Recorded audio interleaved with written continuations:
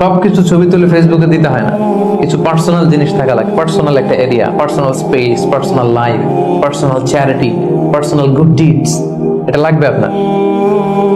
এটা আল্লাহ তাআলা বেশি পছন্দ করেন। আল্লাকা সিররুন ইনদাল্লাহ বাইনাকা আনতা ওয়া বাইনাল্লাহ, এমন কোন গোপন জিনিস তোমার আর তোমার রবের মাঝে আছে যেটা তোমার রব ছাড়া কেউ জানে না?